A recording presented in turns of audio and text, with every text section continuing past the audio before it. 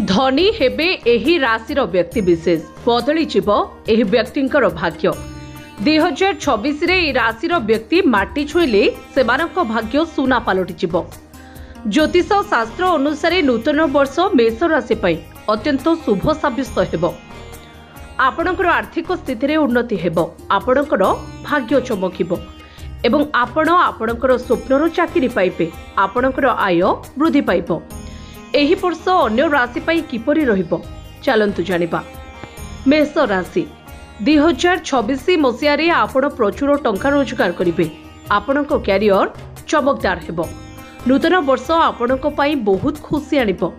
प्रत्येक प्रयास रे आपणक सफलता मिलिबो, आपणक आर्थिक स्थिति रे उन्नति हेबो, आपणक प्रिय कंपनी रे आपणक चाकरी मिलिबार संभावना रहिछि। बृहस्पतिंक प्रभाव आपणक आय को वृद्धि करिबो एवं आपण वर्ष सारा टंका रोजगार करि चलिबे। यह व्यतीत एही वर्ष मेष राशिर छात्र मानक स्वप्न को मध्य पूरण करिबो। एही वर्ष आपणक असंपूर्ण कार्यगुडी को समाप्त करिबारे सहाय्य करिबो।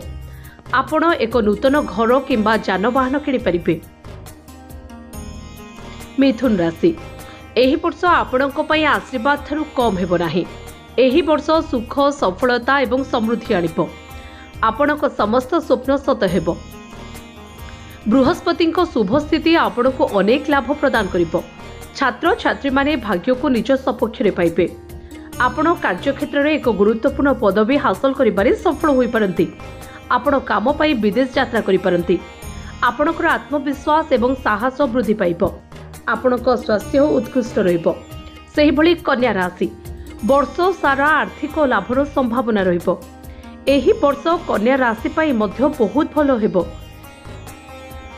एही वर्ष आपणको क्यारियर उन्नति पाई अनेक सुवर्ण सुजोग प्रदान करिबो।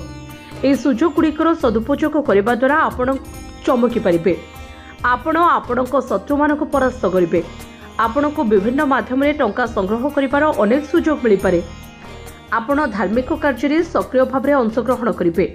एही वर्ष आपण आपणकर असंपूर्ण कार्यगुडी को गोटिए परे गोटिए समाप्त करि परिबे।